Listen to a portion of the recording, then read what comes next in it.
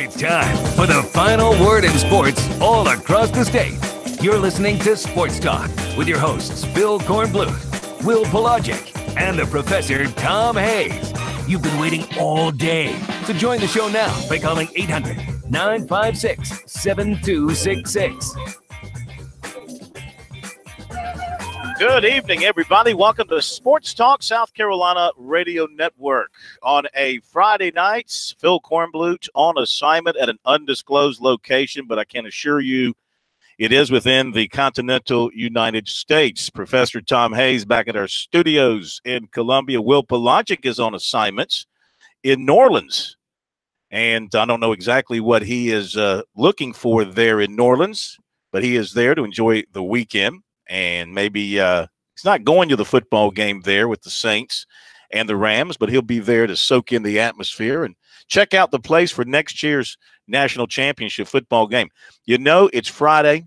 It's been a long, hard week here on Sports Talk. We've worked our fingers to the bone.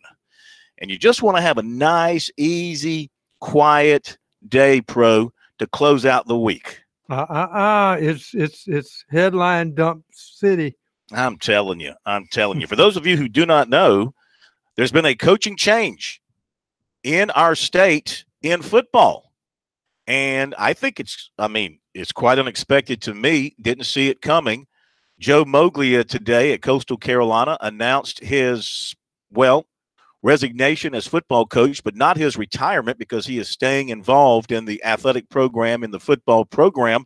And Jamie Chadwell is your new head football coach at Coastal Carolina. Now, we kind of knew when Jamie was hired over from Charleston Southern a couple of years ago that eventually it would come to this. Just didn't know it was coming now, Pro. And we'll tell you more about what Coach Moglia had to say today about his decision to make this move. But it really is a bit of a surprise and, comes at a time where, recruiting is still ongoing. But it does give them, plenty of time to get prepared for the next season. And, of course, Jamie has been there running things in his own way to some degree, especially when Coach Moglia was out for the 2017 season with health issues. Jamie was the coach then, and they were just making the transition to FBS level football in the Sun Belt. And it was kind of a rough transition, got a little bit better this past year, and they're still trying to catch up in terms of the numbers and the scholarships. So from the standpoint of the ease of transition to the next head coach and this thing being a fluid move, I think they will accomplish that. Yeah, I think you're right. And it's sort of ironic. You were just over down in Charleston at Charleston Southern just a couple of days ago as they named their new coach in Chadwell's old job, and now he gets the new job at Coastal. Yes, he does. So congratulations to Jamie Chadwell on that. We have reached out to him about coming on tonight. He has informed us that he's tied up with official visits and dinner, and so we will try and get him next week to talk about his new situation with Coastal Carolina. But there is more football tonight here on Sports Talk. Do you know who is coming back tonight on Sports Talk? Who is it? The most anticipated interview of the month of January. Not Corey Miller. Corey Miller is back. The pastor of pain. He was lost, and he has been found. Corey Miller will join us tonight at 7:05, and we will get his thoughts finally on the national championship beatdown by Clemson on Alabama. Get his take on that, find out how his son is doing and preparing for the draft. Get his thoughts on things at South Carolina as well. So Corey will be here at the top of the second hour. Bob Ritchie, Furman basketball coach. We'll talk with him at the bottom of the second hour because Furman and Wofford hook up in a great one tomorrow night at Wofford. I would tell you, if you had the time and the interest to go over and watch the game, buy a ticket, but it's sold out. You ain't getting a ticket. You ain't getting in. You'll have to, if you don't have a ticket already, you'll have to watch it on a stream or on television or something of that nature.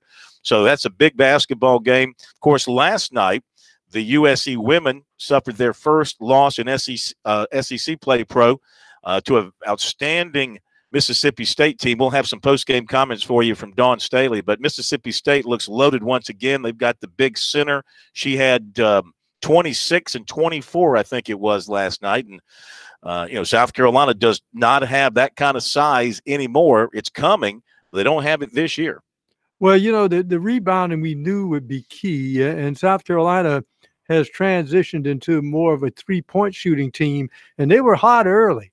But that technical foul, I think, on Herbert Harrigan, that really kind of derailed them, and they went from a tie game. I think at that time they went from a 5-point lead to a 9-point deficit toward the end of the first quarter.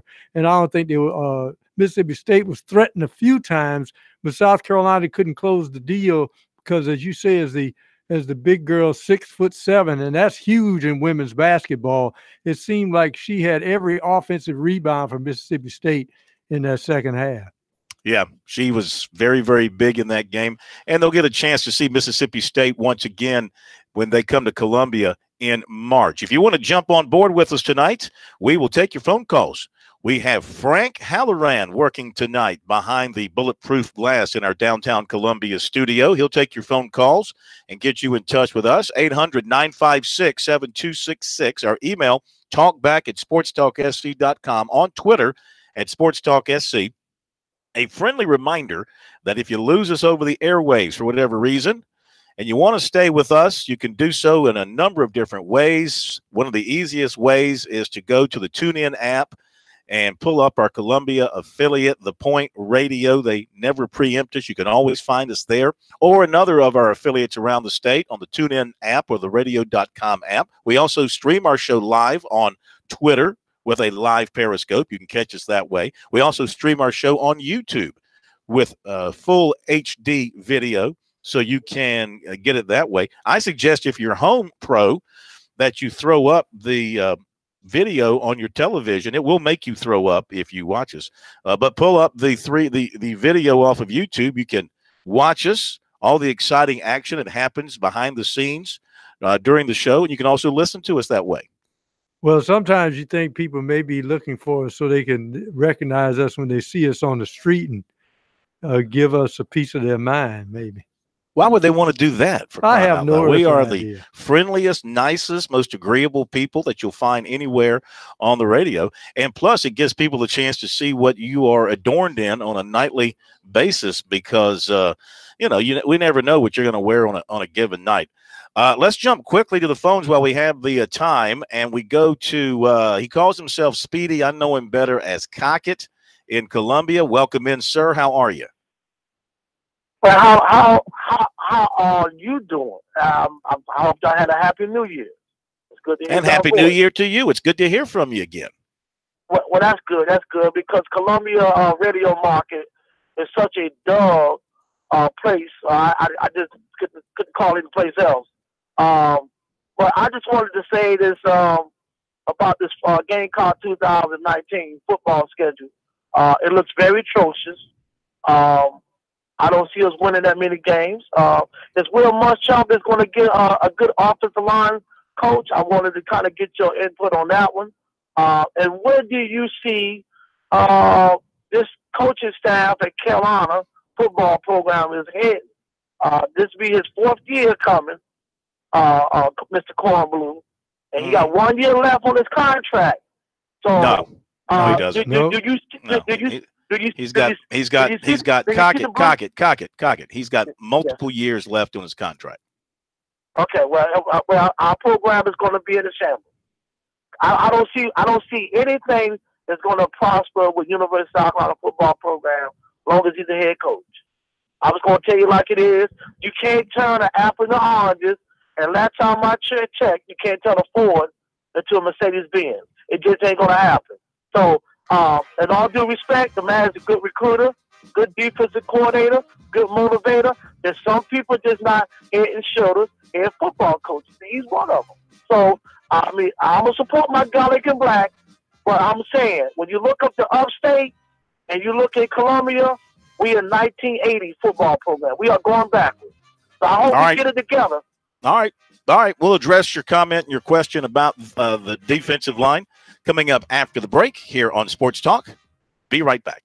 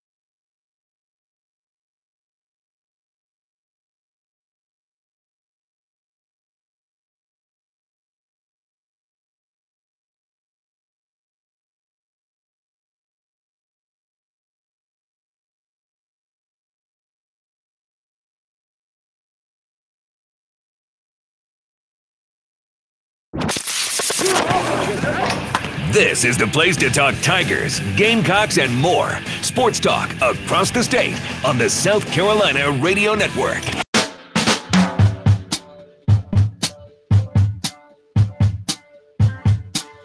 South Carolina Radio Network. Bill Kornblue, Professor Tom Hayes with you tonight.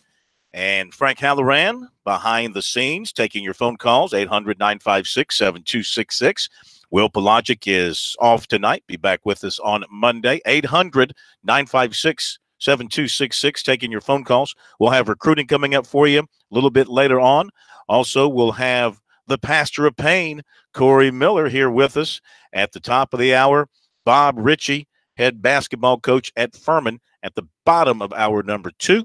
And we have confirmed Jamie Chadwell will join us Monday night after the weekend to talk about the developments there at Coastal. If you're just joining us, change in the leadership of the football program. Joe Moglia stepping down as football coach. Let me read you what Moglia released today in the form of a letter. I have decided to step down as the head coach of the football program and as part of the succession plan that I, President David A. DeCenzo, and Director of Athletics Matt Hogue believe is best for the program, to turn that responsibility over to Jamie Chadwell. Let me explain why. While we were all disappointed in the latter part of last season, we still exceeded the expectations of what everyone predicted in the preseason. Our 2018 team was one of the youngest in the nation. We had a significant scholarship deficit in our to our competition, and we had 6 new coaches working together for the first time. In the 2019 season, we'll still be young, but far more experienced. We will be much closer to 80 scholarships, and our staff has experience working together as a whole. We all believe that the future is bright for Coastal Carolina football. We also have tremendous confidence in Coach Chadwell as well as the rest of the staff. By the time the 2021 season rolls around, we will have recruited for 5 years of FBS talent, and we will and should be expected to be very competitive week in and week out. While my contract continues through the next 2 seasons, I believe that it is truly in the best interest of our program for Coach Chadwell to have the responsibility now so that he and the staff can focus on the next 2 seasons and be ready to go in the future. Our succession plan has been well thought out. I will stay on for the duration of my contract, June of 21, as chairman of athletics, and will still have executive authority for football. Coach Chadwell will report to me, and I will report to Dr. DeCenzo. I will do all I can to provide support to the program. Matt Hogue will continue as the director of athletics and has responsibility for everything else within the athletic department and administrative responsibilities for football.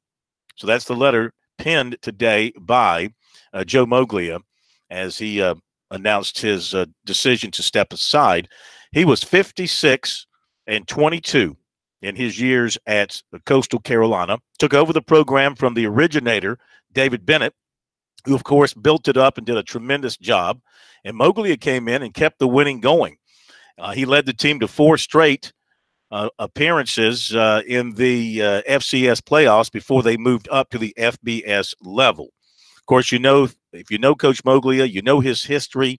You know that he's, I'm not going to say better known, but maybe worldwide he is better known as the chairman of the board of TD Ameritrade, a CEO of TD Ameritrade.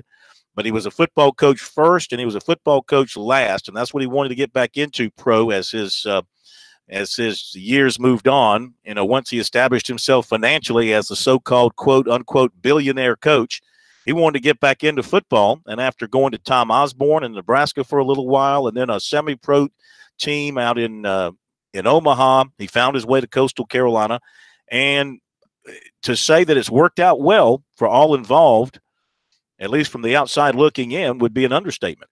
Well, yeah, and he mentions that in his letter as he goes on and talks about it. And I won't paraphrase the whole thing, but it was like, you know, he knew there was some doubters in the room when he was the choice. And you talk about your out-of-the-box hires. This was one. I think it shocked a lot of us who cover sports for a living. But he has done his job well. And the tremendous organization he has, and in a unique way, Phil, putting the responsibility on his players to conduct themselves as men is unique in my mind in college football. No question about it. No rules, no written rules. He has one slogan, BAM, be a man. And all he expects of his players is to behave as a man would behave, a mature individual during their years at Coastal Carolina. Does it always work? No, I'm sure they've had some issues.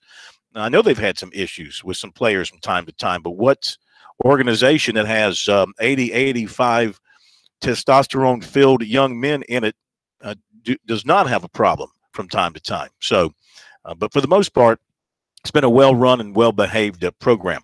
One other football note, this popped up today out of a report on AL.com, a reporter there who I guess has access to the NCAA transfer portal, reported that USC safety Nick Harvey has entered his name into the portal. This according to a source by Matt Zenitz. Of course, Harvey transferred to USC from Texas A&M last year. And, I don't know why would he want to I can't listen. You can't, think for somebody, an individual, but, he's got a chance to come back and play at South Carolina for another year. Now, didn't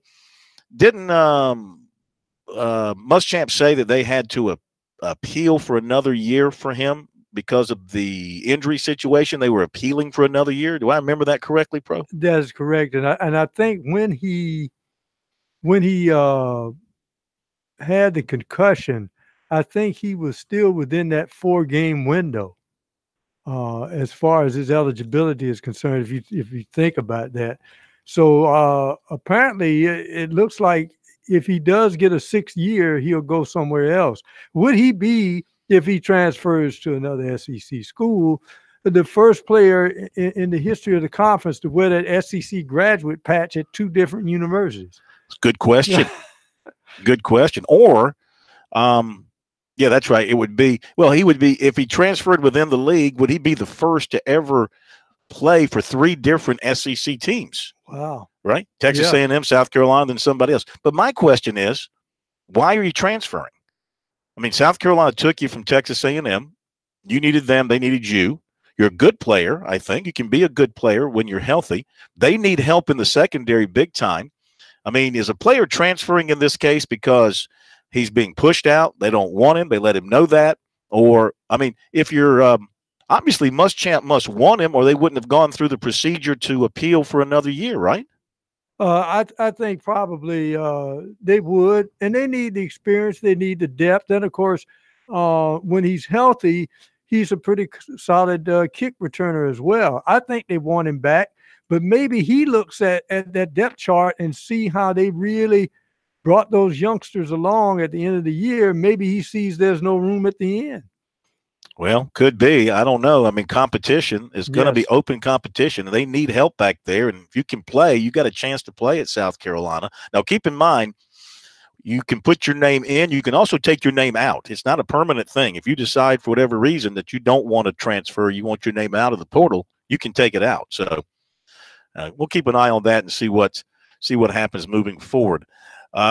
All right, 800-956-7266. Let's go to Russell in Greenville for our next call. We'll also address Cockett's question about USC's defensive line coaching search coming up. Russell, welcome to Sports Talk. How are you? Doing good. How about yourself? Good. Well, my question was also about the defensive line coach, and I had read earlier in the week that Marianne Hobby had actually been offered the job, and Brad Lawing's still out there, or is there some young name or other name?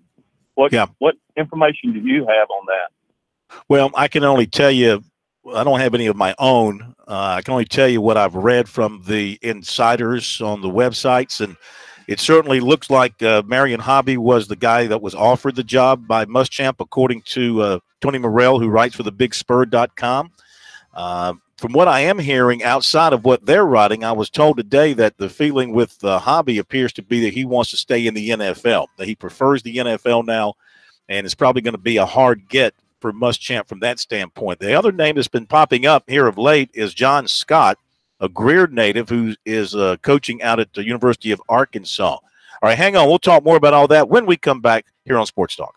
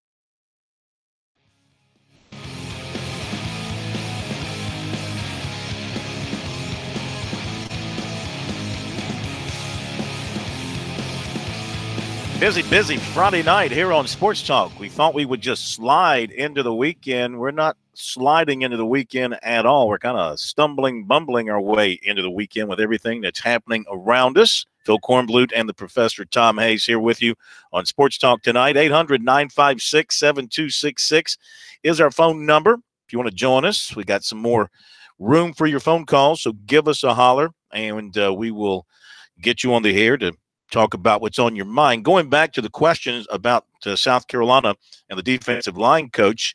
So I have seen now where the boys over at Gamecock Central are reporting that it's going to be Arkansas's John Scott, barring any late snags. Arkansas's John Scott's expected to be hired as the new coach. They are citing multiple sources that it was unclear when a deal with Scott may become official. So there's got to be some things worked out contractually, I guess. He's got a buyout at Arkansas, et cetera, et cetera. And so apparently, according to these guys, it's going to be the coach from Arkansas who's been coaching defensive tackles there. He would do the same thing at South Carolina because they split the duties on their defensive line between two coaches. So from what I've been reading about John Scott Pro, a good coach, good recruiter. He's got South Carolina ties as a Greer native. And, you know, perhaps the opportunity to come back home is big with him. Was he the first guy that Muschamp went after? No. If you follow the guys on the inside here who claim sources and connections to the program in the school, the first guy apparently and reportedly offered the job was Marion Hobby. And, again, it looks like Marion Hobby wants to just stay in the NFL, prefers that style of coaching now over the college style.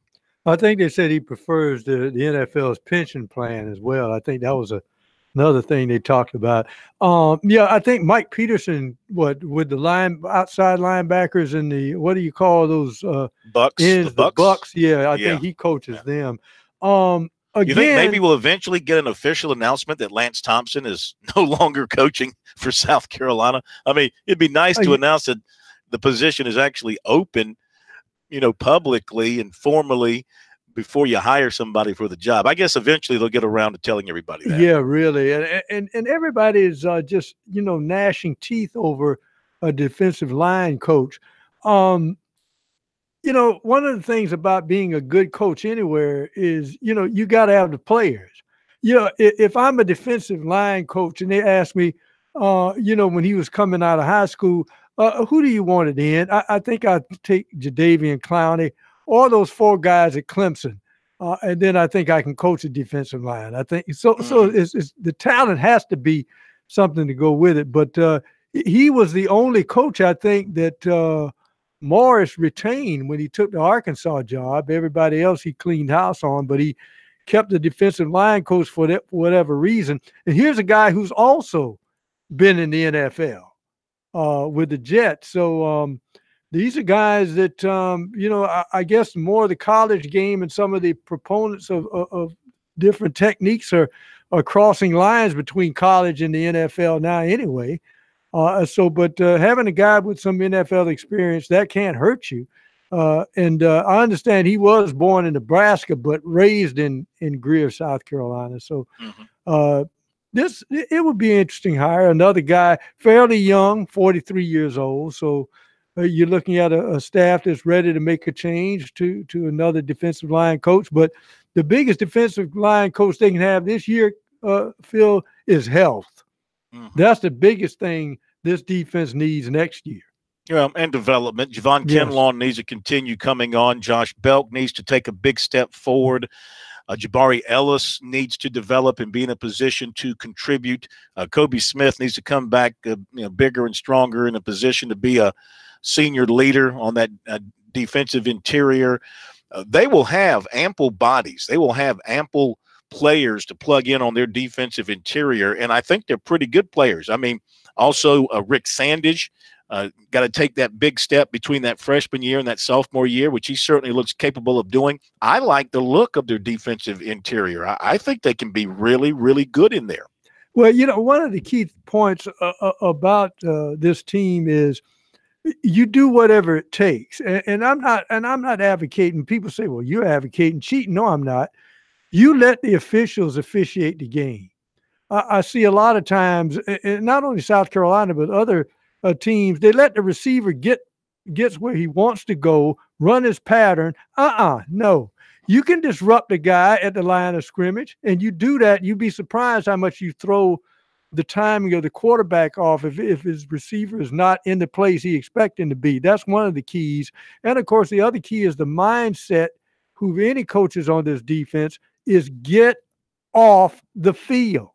A lot of those injuries are due to guys playing too many snaps because they don't get off the field on third down. And maybe your offense gets even more quick with their rhythm if they get the ball more often. So I think the mantra during this spring practice is get off the field. 800-956-7266, our phone number here on Sports Talk on this Friday night. One other football note, and that comes from Limestone College, where their new head coach, Brian Turk, announced today the addition of former Gamecock standout defensive end Cliff Matthews, and also the addition of Eric Fargo. He comes from Kutztown University, the former defensive coordinator there. He also spent 4 years on the staff at Temple. He'll take over as a defensive coordinator. Matthews, who played 6 years in the NFL, will coach the defensive line for Limestone next season. Maybe they should have hired Cliff Matthews in Columbia, bring back a little home cooking. Well, they'll probably bring him back once he has a few more years of experience, maybe. Now, Cliff Matthews, I can tell you from his high school days out of Cheraw and then covering him, he is a wonderful person. He is just a wonderful person. And his NFL career was really pretty good. 6 years, a 7th-round pick pro, and he lasted 6 years in the league. He had 28 tackles in 28 career games. And, he was never a star in the NFL. He was never, the main guy on their line. But, he was a serviceable player and got 6 years in the NFL. That's pretty good as a 7th-round pick. Well, it was tough on him because obviously they saw that he had strength and he could play good against guards. So I know when he was with the Falcons, he must have put on 30 or 40 pounds. I mean, he didn't look like Cliff Matthews, but they played him inside a lot in the NFL.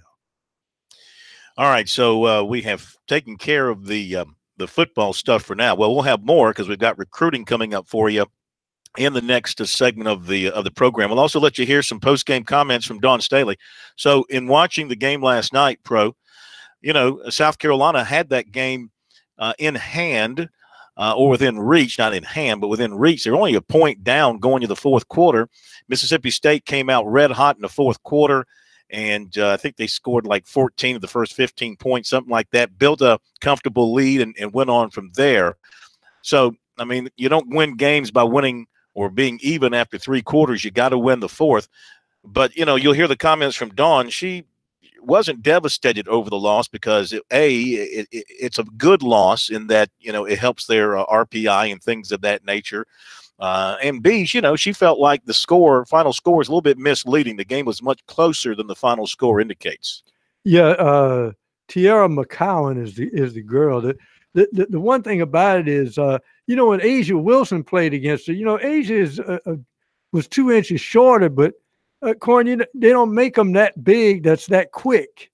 So she would just drive around McCowan, but McCowan didn't have to worry about this. All she had to do was make sure that she blocked the center out and she could get every rebound. The key point is that Mississippi State really has South Carolina as a target. I think last year, maybe one of only a few sellouts they had, it was South Carolina, and they beat South Carolina. But when South Carolina got them on a neutral court for the SEC championship, they beat them again. So Mississippi State was out for South Carolina every time they set foot in Starkville. I think they meet them at the airport. And you know who's coming to Columbia on Monday? Oh, yes. I hope they've got the National Guard standing by to provide protection for all concerned here. When we come back, we'll hear from Dawn Staley and recruiting on this Friday edition of Sports Talk.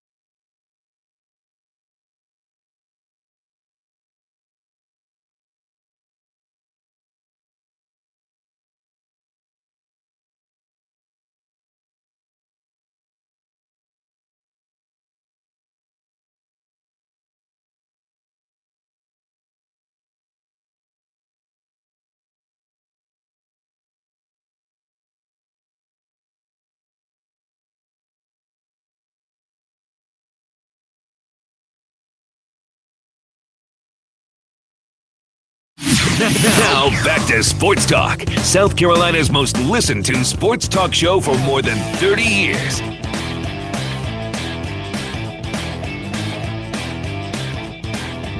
Smoking we are here on this Friday night. Phil Kornbluth's on the road, undisclosed location, on assignments, but located, I promise you, within the continental United States. Professor Tom Hayes back at our cozy studios in downtown Columbia. And we have Frank Halloran producing up a storm tonight here on Sports Talk. Corey Miller coming up at the top of the next hour. He promised me that he will be there for us tonight. Looking forward to that. Bob Ritchie, bottom of hour number 2. Recruiting coming up in just a moment. But as promised, here are some post-game comments from last night from USC women's coach Dawn Staley. USC loses at Mississippi State. First SEC loss. Here is Coach Staley as she talked with the media afterwards. I mean, I thought we did the best we could. You know, obviously we got to figure something out before they get back to us in March. You know, but you know, Big T's going to be Big T. It's Danbury's contributions. It's, you know, Holmes' contributions that hurt us. Even, you know, Scott, you know, getting some direct line drives to the baskets.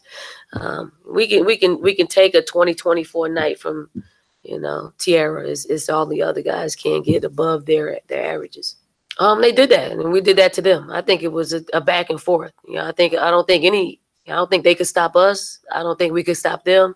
I think it's pretty evident the type of adjustments he had to make in this particular game. I've never seen him play as much zone as he played, and you got to give it up to our players for making them make that adjustment. And obviously, we will regroup and, you know, I think we play them on the 3rd or something like that to come up with a different game plan to, just in case they play a little bit more zone than anticipated.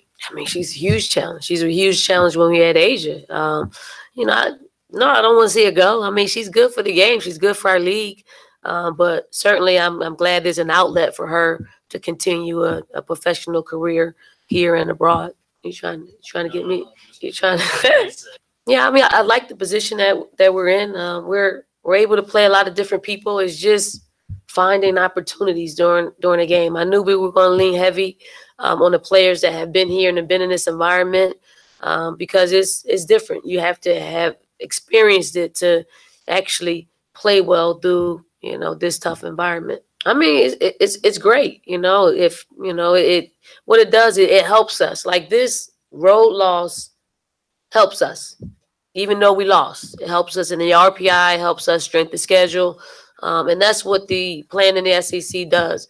You play a top 10 team in the country, you play a top 25 team in the country on any given night. That's only going to help us and strengthen our ability to, when it's time for NCAA time, you know, hopefully we can utilize this familiar environment to have some success. Don't get caught up in that. That's not the real score. Okay, that's not the real score. We had to foul. We had to shoot some threes that we're not. So don't get caught up in that. We will get back, you know, to doing what we do. Just check it before this game, and then that's who we are. Dawn Staley comments from last night. Again, USC Missouri coming up on Monday night in Columbia. That should be another good one. Before we get to recruiting pro, this story today in the Charleston Post and Courier from Grace Rayner about the investigation at Clemson of Osterine that turned up in the blood work of 3 Tigers who were suspended and face a suspension next year. 2 of them do.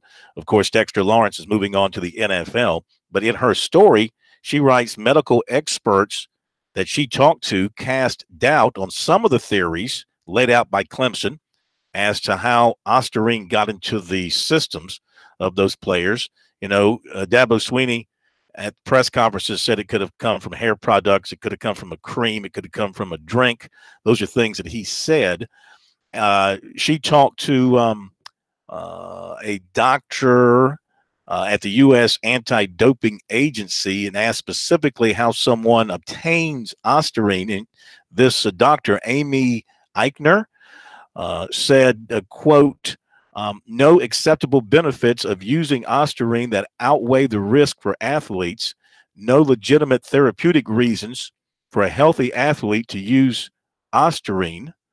Ostarine can only be obtained illegally over the internet or in some illegal dietary supplements. It is not an approved medication, so it cannot be prescribed by a doctor. The factories that make ostarine and then sell it on the internet or as an ingredient to supplement companies are doing so illegally. The doctor continued in this story by Grace Rayner. Unfortunately, there are a lot of chemical factories that don't care about laws or safety of consumers and sell it anyway. Some supplement companies even deliberately spike their products with high doses of ostarine, while other dietary supplements are contaminated, probably accidentally, with low levels of it. Either way, athletes have continued to test positive for ostarine, and USADA issued a warning about it in hopes of preventing ostarine-related violations. So that is one doctor's opinion on this thing. Another doctor that she spoke with, Dr. Nick Connors, emergency medicine physician at the Medical University of South Carolina with expertise in toxic and banned substances, said one day ostarine might prove to be an effective medication for elderly patients with osteoporosis or wasting, which refers to losing weight and muscles weakening. It's very possible, both experts indicated, that football players could have taken the drug without knowing it, but intentions are irrelevant when the NCAA drug tests are administered and B samples for each player corroborated initial samples. Connors said, quote, if they've gone through the ingredients and it's not listed, they're being tricked in a way. The company producing it is not being upfront. End of the quote. An official of the NCAA told the Post and Courier an average 1,100 athletes per year are screened for drugs at championship events. On average, fewer than 10 per year test positive for the category ostarine falls under. Those numbers do not include the 18-19 season numbers, which would include the Clemson players. So did they talk? There you go. That's some of her story in the Charleston Post and Courier. I was just thinking because he's talking about there's no reason for a healthy athlete to take it, but a lot of times you hear guys using or gals using substances because they're recovering. They have long workouts, some 2 to 3 hours, and they think that next day I may need just a little boost or something. Did they mention anything in the article about using it for recovery purposes? Well, I think that is what it is basically considered, as you heard the comments I read from the doctor about osteoporosis and things of that nature. It could help one day to fend that off. And I think that's the idea here, that it is a drug or a supplement that can help you recover quickly from injuries. That's my understanding. I mean, my thought on this thing is, and I've kind of felt this way from the get-go, and I've listened as Dabo Sweeney has talked and Dan Radakovich has talked. And, Dan, we asked Dan the other night when he was on with us, in his opinion, did he believe that these players took it on their own, knowing what they were taking, or was given that by a trainer? And, of course, he quickly shot that down and said no, and said that they are continuing their investigation, trying to find the source of this. And maybe so. I mean, I do find it hard to believe when you try to apply logic to it and think about it logically. You got 3 guys rehabbing the same type of injury. The foot injury. Foot injury, lower leg injury. And these 3 guys test positive for the same thing.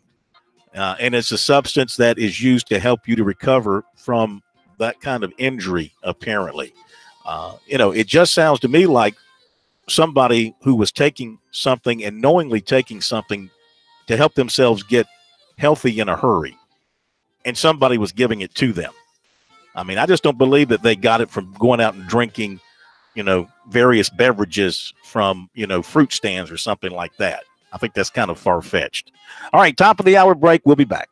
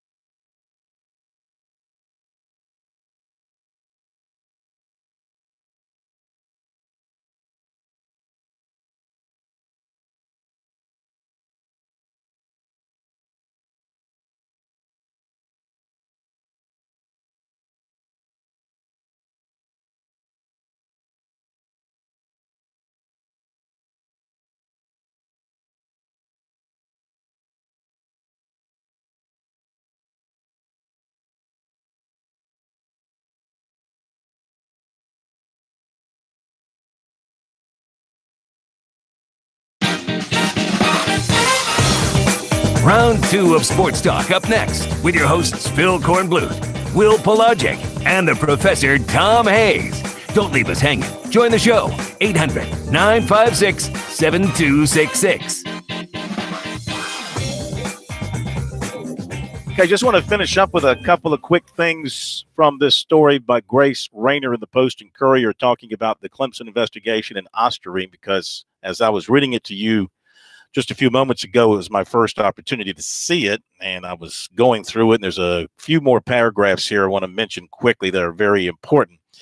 Osterring, she writes, was developed with the initial intention of having the same muscle-building effects as anabolic steroids, but without the dangerous side effects. This, of course, is coming from one of the doctors that she had interviewed for this story, Dr. Eichner. The drug is supposed to increase bone and muscle density. Of course, at Clemson, Dexter Lawrence, freshman tight end Braden Galloway, each had documented foot injuries. And the other doctor that she talked to in the story, Dr. Nick Connors, another doctor mentioned here in the story, said that he could not think of a reason why Osterring would help them in that regard. He said many college programs have adopted a policy of avoiding supplements entirely because of the inherent risk of not knowing what could be in them. Clemson players are instructed to receive approval from trainers before they take any supplements on their own. She also talked to a Harvard-educated lawyer who specializes in trying to hold companies accountable by eliminating Osterring from the market. His name is Robert Toller. He said Clemson could and should use this as an opportunity to educate itself. He said, or she writes, Osterring is thought to come from China, is exported in bulk to the U.S. in mislabeled containers. The materials, Toller said, are sent to what he calls criminal enterprises with 4 to 6 people. He said, quote, I think there are a lot of misconceptions about the marketplace, and I feel bad for these kids. Toller believes there is an 85% chance the Clemson athletes ingested the materials unintentionally. Quote, I think people need to do more in the NCAA, do more to understand. Clemson is in a position to devote its resources to helping other students nationwide. So that is the opinion of the Harvard-educated attorney who's involved with this kind of stuff. He believes 85% chance that the athletes ingested the materials unintentionally. All right, that is a terrific story, informative story written by Grace Rayner. You can read the whole thing at thepostandcourier.com. With that all being said, the most talked about man shortly after the national championship game here on our program was somebody that we could not find for a while, but he has now been found. He has come back to the surface. He is the pastor of pain, Corey Miller. That is he. That is he. It is I. It is I. How are you, my friend? It's good to have you back with us one final time to wrap up this football season. I know, man. It's good. I missed you guys, but I was on a plane doing some stuff for my son, so I was pretty busy and tied up. And with the time change, I couldn't get on. I wasn't hiding, just had to move on to the next chapter. Things were moving pretty expeditiously with his career. So, got to take care of the kid first. Understand. Mr. Merritt wouldn't be so understanding. I think he thinks you were running from him since it was, his team that won kind of big over your team. Yeah. And, I sent all those folks congratulatory messages, and, Alabama forgot to get on the plane and come to the West Coast, I think, but it is what it is. It's a good win for Clemson, no doubt about it. An ugly win for Nick Saban and the Clemson Tide, but it's sports. It happens. As I told somebody yesterday, I said, even the greatest of anything sometimes fall down. And I put Alabama in that category. It's been one of the greatest football programs in the history of college football. And for whatever reason, they didn't play well. We give Clemson a ton of credit. They're ready to play, and they deserve to win. What surprised you the most as you were watching the game from the field about the way Clemson was able, especially in the second half, to just dominate the game, shut down Alabama defensively, and then do pretty much what it wanted offensively? I think the biggest thing for me was Alabama didn't have any juice for whatever reason in that ball game. And honestly, I was at the hotel before they left. I think guys come hanging out a little bit in the lobby. And for me, when I see stuff like that, I get concerned. I think it was a lack of focus, and for whatever reason, the team just wasn't ready to play. I know they had a lot of things going on with the coaching staff, guys moving around, and so they worried about their program, and you always worry about that, especially at the end of the season. And I chalk this up, and it's not taking anything from Clemson, that Alabama just wasn't ready to play, and for whatever reason, they thought maybe they can kind of get coast through it, and they've done it before, come back and win games, but they just couldn't get things moving. But you look at offensively, they moved the ball, had close to 500 yards or so offensive yards, and got inside the red zone 4 or 5 times and got no points, 0. And I think that surprised me more than anything, because I thought they could score 40-plus points on Clemson. I actually thought the game would be flipped, honestly. I thought the game would be Alabama with that type of score.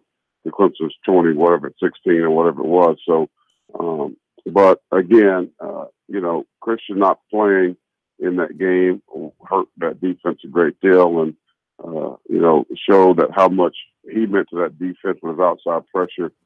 Trevor Lawrence was able to stay in the pocket pretty much at will, whereas Alabama consistently all year long got pressure on the quarterback, just rushing 4 without blitzing. And so when Christian was not able to go, he could have gone, but they didn't put him in there. He wasn't 100%. I knew that was going to be an issue because they don't have a guy that was ready to play with his ability from the outside. So that hurt. And Clemson continue out the long third down. They were good on first and second down, but absolutely horrible on third down. I mean, 3rd and 16, 3rd and 14, and it was just one of those games. Phil, honestly, it was kind of flukish to me. And you could just tell that it just was not going to be Alabama's night. So, but again, don't want to minimize Clemson's win. But I think it was, for me, and yeah, maybe it's biased, but seeing this team 5 years in a row and this year about every game, it was more about what Alabama didn't do than what Clemson did. Corey, I was going to ask you, before the game, I said, if Clemson has a chance to win this football game, they'd have to be aggressive, especially through the air, and throw it deep. I think if you agree with me, Alabama has had some headaches when Hugh Freeze was Ole Miss, because he'd do that. Alabama would dare you to throw deep. Well, okay, we're going to throw deep on you. I thought Clemson did that early. Did you think that somewhat affected Alabama as far as their defense is concerned? Well, again, it goes back to the pass rush. I mean, Alabama has freshman young corners. I mean, Patrick Surtain Jr. is a good player, going to be a great player. He's a Sunday corner, but he struggled some against Oklahoma.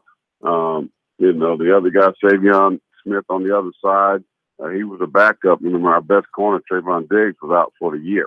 And they took advantage of that. I mean, the one play down the seam, I mean, that was a blown coverage. We've seen some of that in the secondary this year a lot.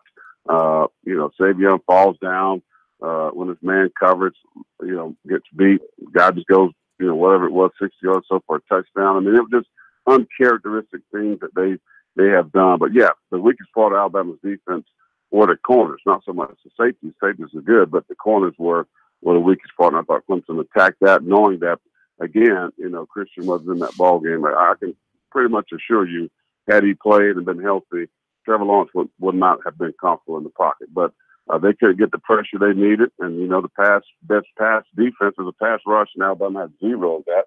And I was kind of shocked that they didn't dial up more blitzes. When they blitzed, they hit them and they routed them a little bit, but they came back out of it. I thought they would blitz more, take more chances defensively because they couldn't get pressure. So it was a bad game from the players. It was a bad game from the coaches. It was a bad game for Coach Saban not really getting, as a coach, I don't care who it is, you take the responsibility of your team not being ready to play. But again, not to discredit Clemson, very good ball game for them.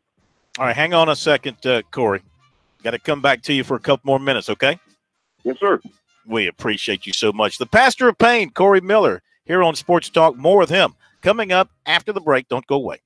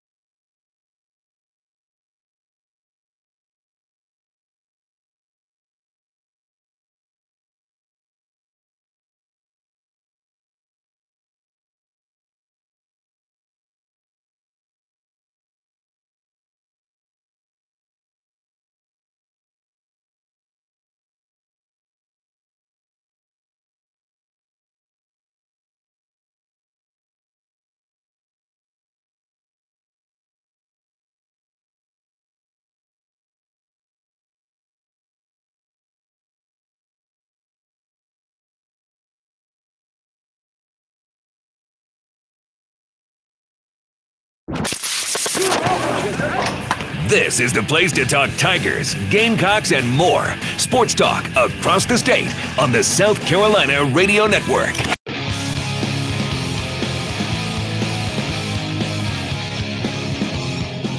Back we are. Corey Miller, the pastor of Payne, one half of the M&M boys with us here on Sports Talk. Of course, we had the other half, the Wednesday after the national championship game. Maybe it was a Tuesday after we had Will. Yeah, I think it was a Tuesday after we had Will with us. Corey was not able to join us then. Been away a little while, but he's back and very gracious to join us here tonight on Sports Talk. But Pastor Payne, man, I just can't let you sit there and say those things and not come back at you.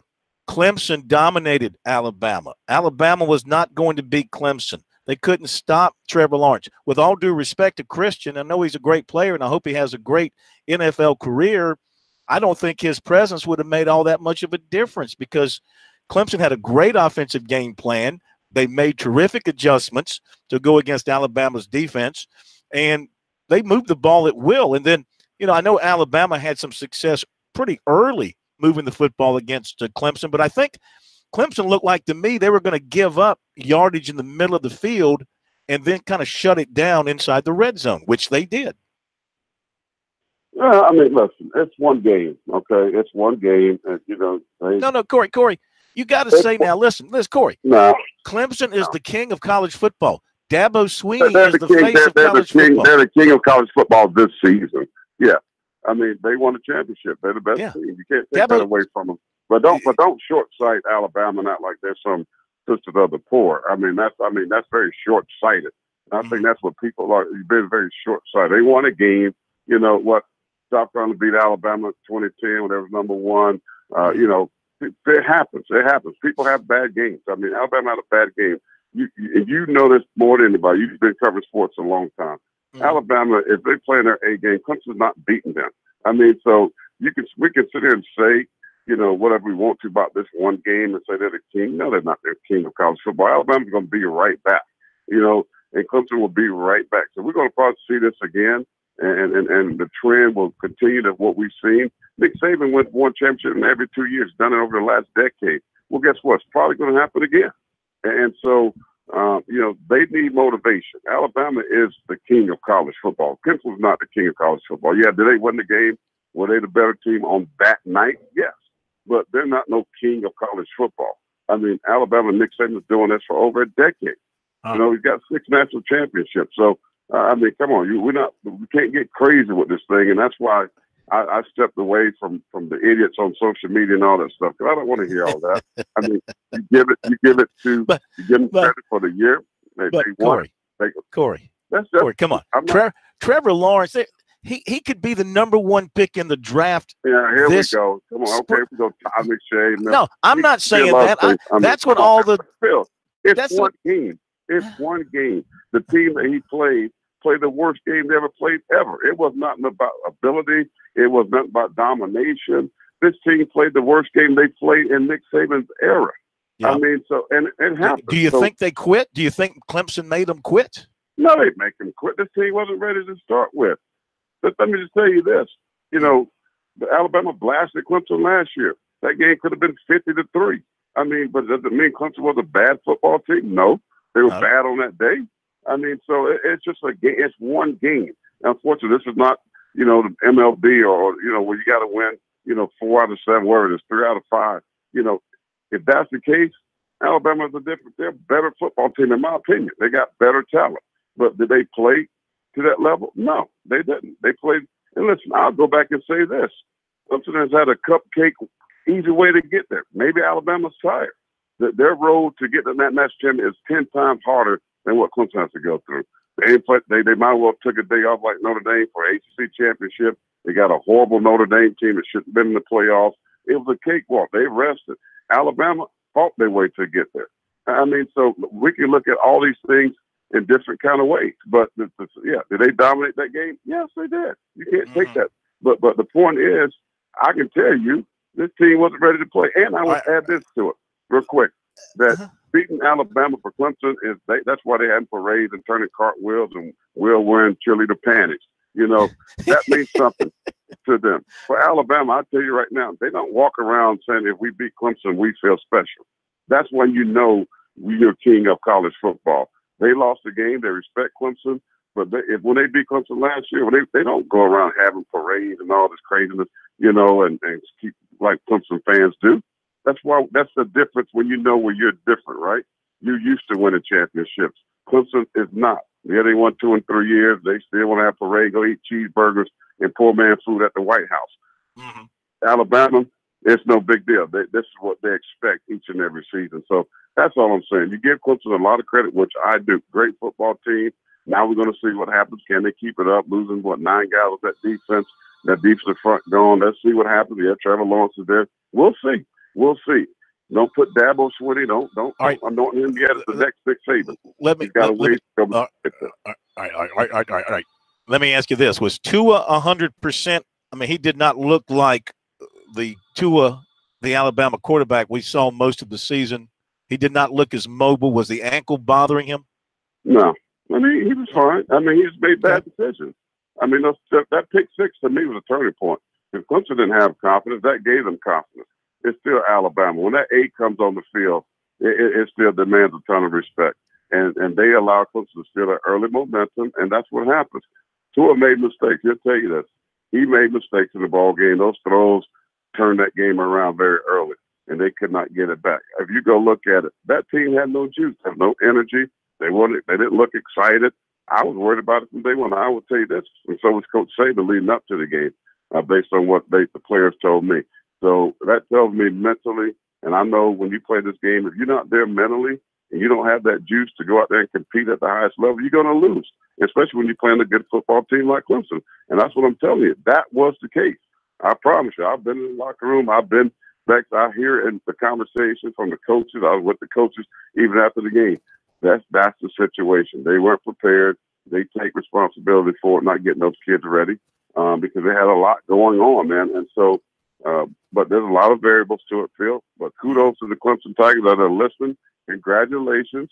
You deserve to win the game. You were the best team on that day, but you're not. You still, in my opinion, you're not on that level until you can get there and win those things every other season. They're on pace to do it.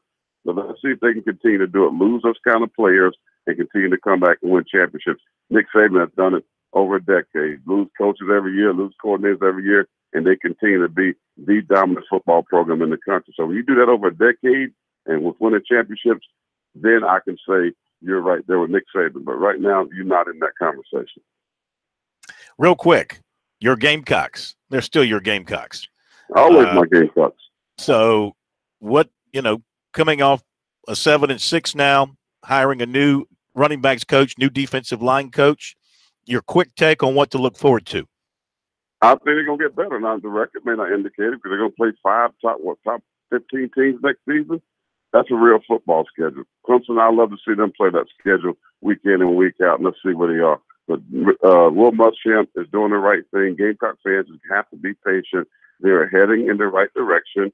They got the ops building up. They got some really good recruits coming in here. They're going to continue to teach, and I think, they're going to battle. I mean, they're going to get there. It's going to take a little bit of time, but I'm excited to see what South Carolina football is going to do. So I'm still a Gamecock, always will be, but I always also will be an Alabama football fan for the rest of my life. And we had a great experience. I mean, 4 national championships in a row for Christian, 1, 2 of those, 4 SEC championship titles. He got a master's degree. He's a team captain. He was defensive player of the year, and he's going to be a top 3-round draft pick. Hey, we have nothing, absolutely nothing to be holding our head down about. It's been a blessing. God's been good, and we praise him as we go through. So, like I said, I tell every Clemson fan that see me in public, congratulations, but you're still not Alabama. It's always going to be Roseanne Tide. Hey, listen, we thank you so much. You and Will were great all football season. You were with us every week along the way. We can't thank you enough. Enjoy your little off-season break, and we'll do it again later on this year. All right, go Sports Talk. You got it, my man. And everybody check out Corey in the Midlands area, of course, on Watch Fox 57 as he does his sportscast and his other sports activities there.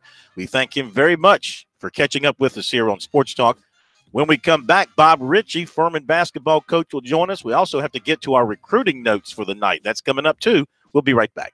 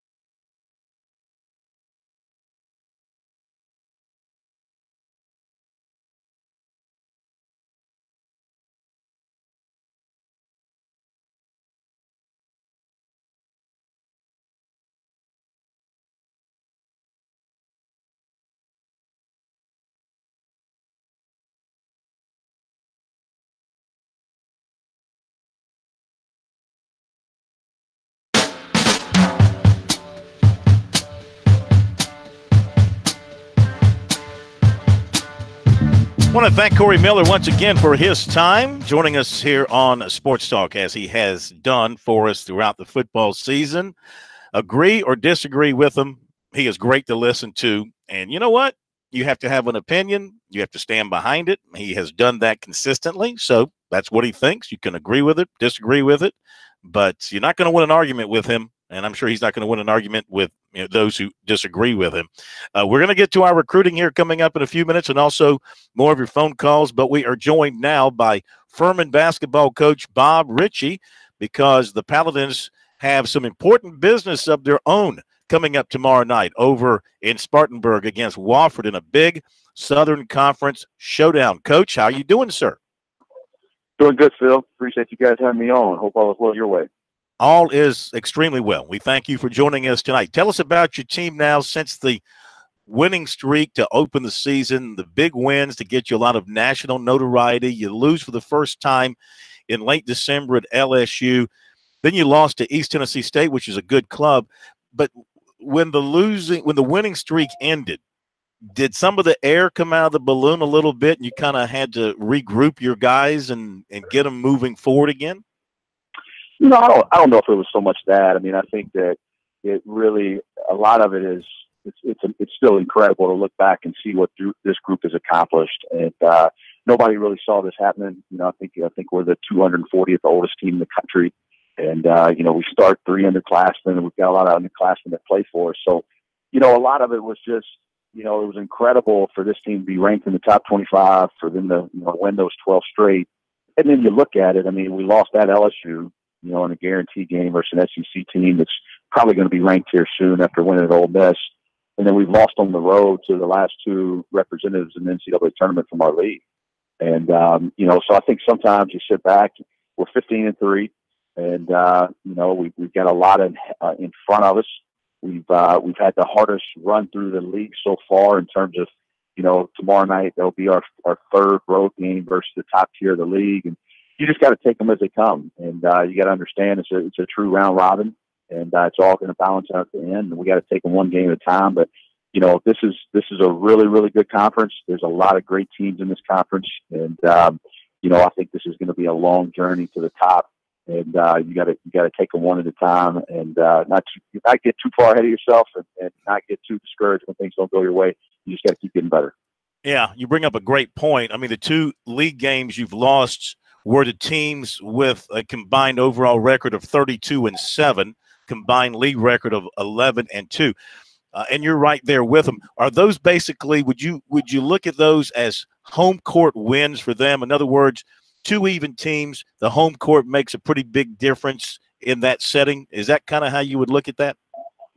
So far the league has kind of shown that, heavy home court advantages even in the non-conference. And when you look back on the records, I mean, I think it's incredible when you look at our league compared to just just keeps talking about the quality of the Southern Conference. I mean, to have basically 4 teams right now with 15, 16 wins in the league, and overall to be all in the same conference, it just shows you the quality of the competition. And then you also have some other teams that, obviously you've got your Mercers and your Sanfords and your Citadels and, all kind of depth in this league. So, yeah, I mean, home court, everybody feels more comfortable at home, but at the end of the day, we all know to win a championship, you got to at some point be able to take care of some business on the road. And, this team, I mean, we've got 5. I think we've got 6 road wins now as a group, and so I think that we're definitely capable of winning on the road. We just got to make sure that you got to understand you're going to deal with a little bit more adversity than normal. And tomorrow I'm sure is going to be a sellout, and we all know the rivalry between Furman and Wofford. We've got to stay composed, and we got to make it about us going out there and trying to be our best and being true to what we do.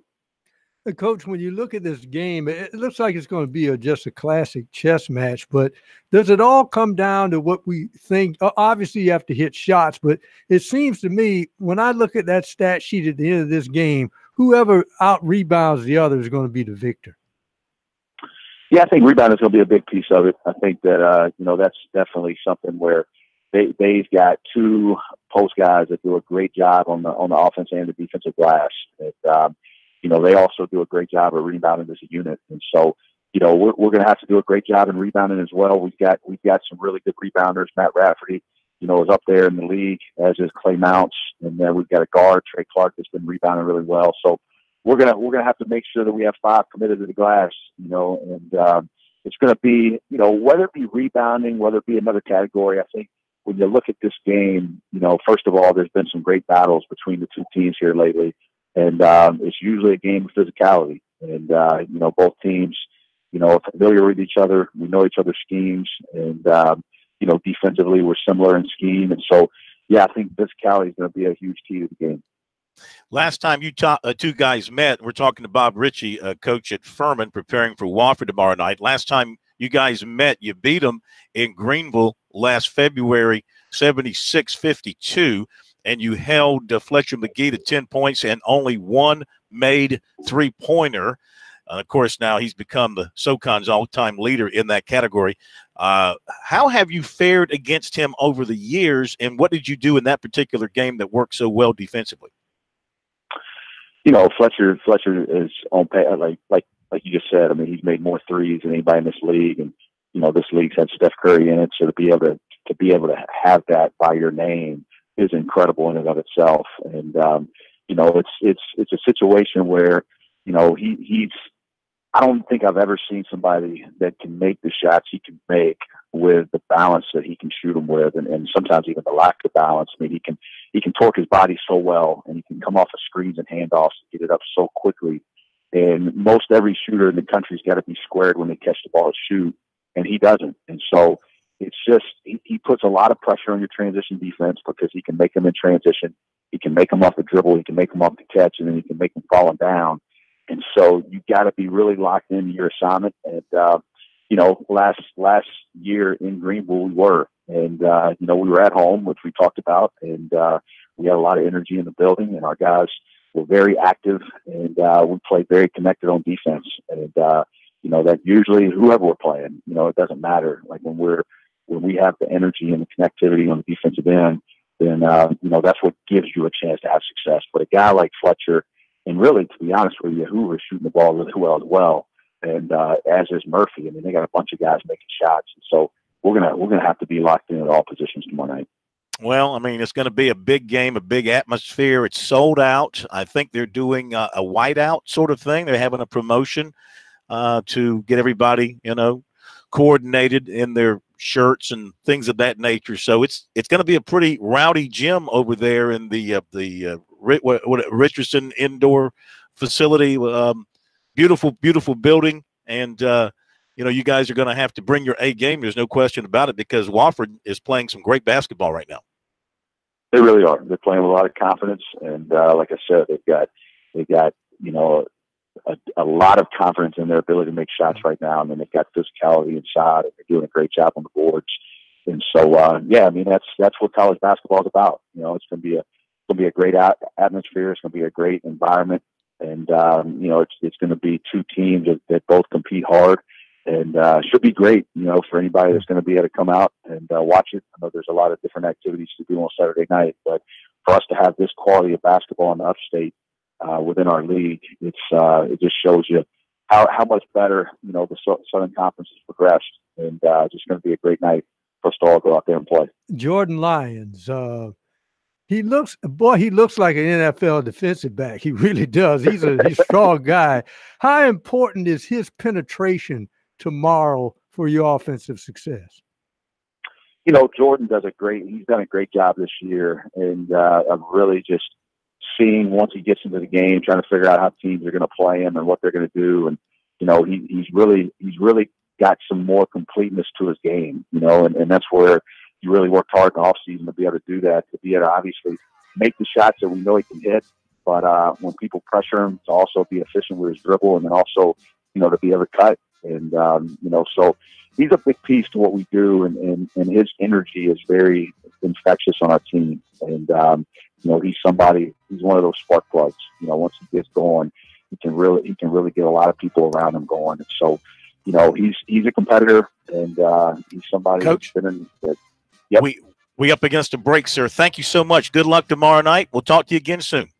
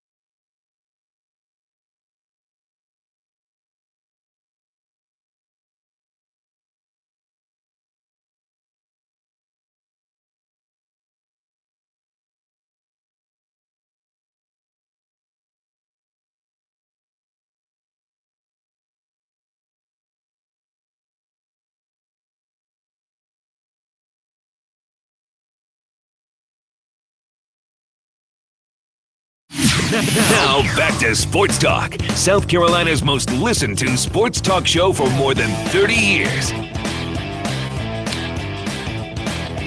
Thanks again to Coach Bob Ritchie for being with us tonight here on Sports Talk. Good luck to the Paladins. Good luck to the Terriers tomorrow night. Should be a great basketball game. Also, tomorrow night, of course, you've got South Carolina playing at LSU. Gamecocks trying to stay undefeated in SEC play. We've got Winthrop at Upstate, Appalachian State at Coastal tomorrow afternoon, Longwood at Presbyterian, the Citadel at Chattanooga. The Bulldogs on a 6-game losing streak after losing at Samford last night.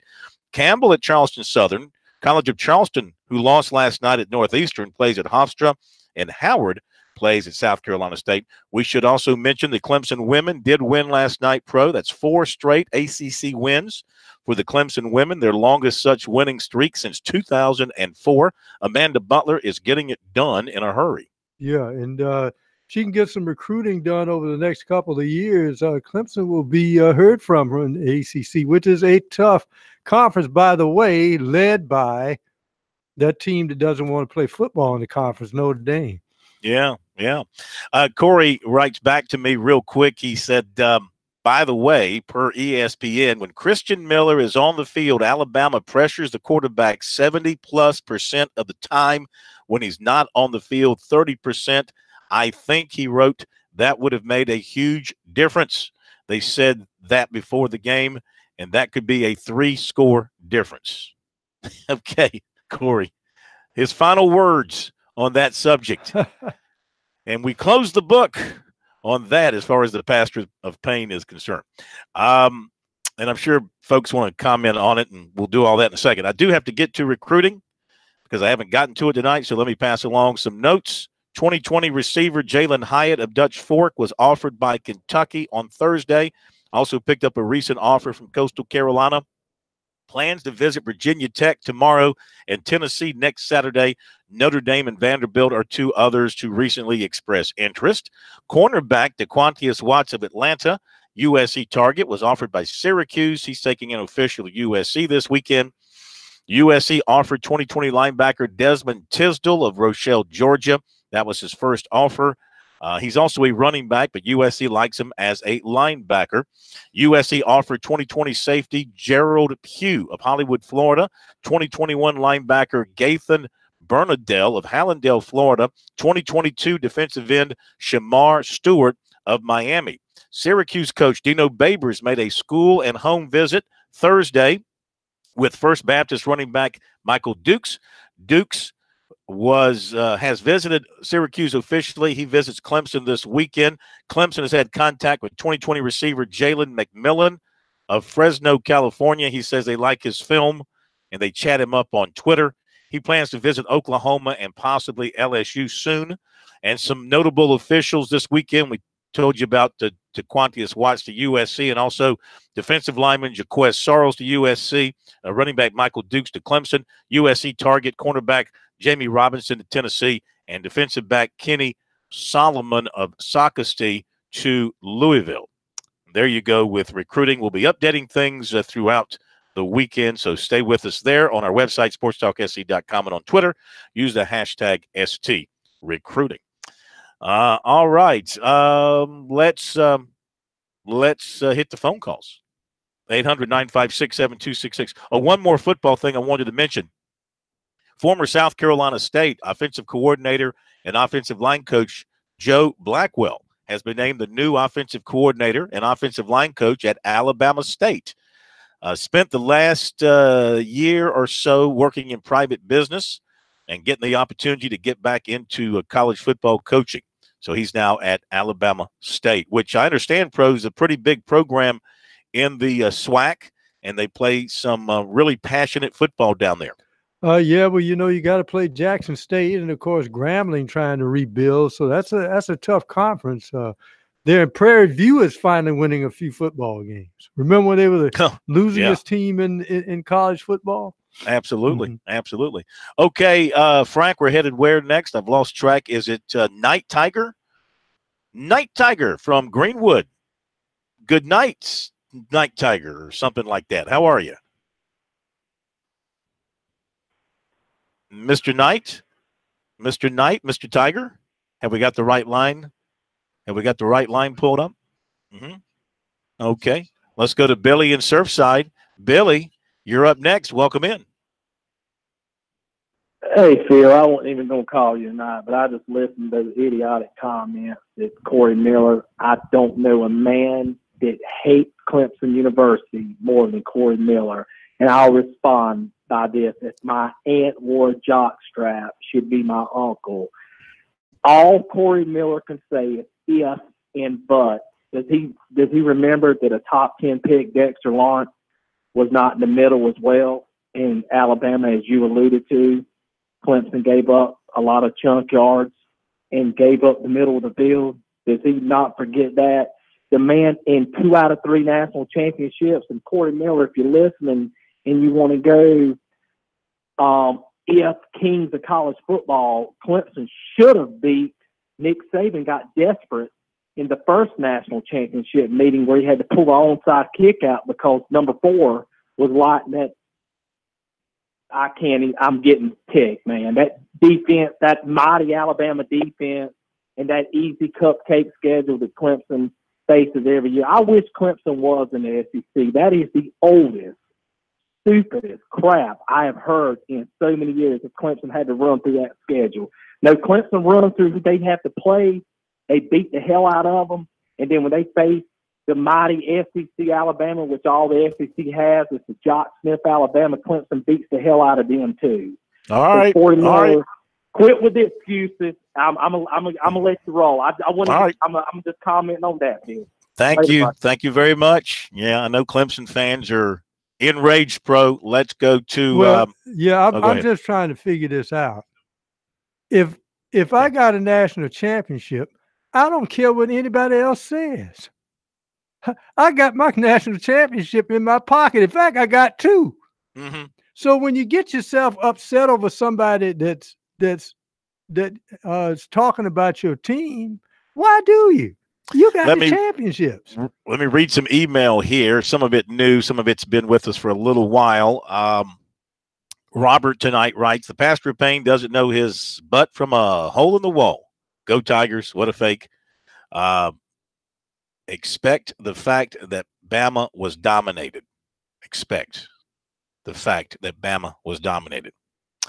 Did he mean to write accept the fact that Bama was dominated? Yeah, ACC. I think he meant to write accept the fact that Bama was dominated. Yeah. PT. This from a little while back. What were you saying, Corey, about Bama steamrolling Clemson? You and Todd Ellis would make a good team. Cycling out, LOL. Go Tigers. By the way, this person writes, Zach Pickens will help you out. Great player, great person. Sure, they're glad to hear that. Let's see here. This is too old. Yeah, I've got some email in here that's been around for a while. Here's one for the Gamecocks. Phil, do you think the Gamecocks should seriously think about moving Dak Joyner to running back? I think at this time he would be the best option. Just don't think any of our current running backs are the caliber player you need in the SEC. Verdict is still out on Fenwick and Valentine. No, not running back. I mean, Pro, he's elusive. If anything, you would move him on offense to receiver. If you're going to move him to defense, you'd put him at safety maybe. Well, I think he's really got to look at that if he wants to get any snaps at South Carolina. What's your receiver's name with the Packers? I can't remember. Went to Kentucky. Ty Montgomery? No, the number 18 played wide receiver for Green Bay. From Tennessee. No, from Kentucky. I mean, from Kentucky. Yeah. Yeah, I can see him being Randall Cobb. Randall Cobb. I can see him being used like that. Remember when Kentucky used to use him on certain downs in shotgun or under center, and then he played receiver other times. Yeah. I can't see why he couldn't be a hybrid or a slash. Yeah. Well, I don't think his quarterback days are ahead of him in South Carolina, considering who they've got now and who they've got coming in. But we shall see. Thank you, Frank Halloran. Thank you, Pro. Thanks to all of you tonight for being with us on Sports Talk. Have a great weekend. We'll see you Monday.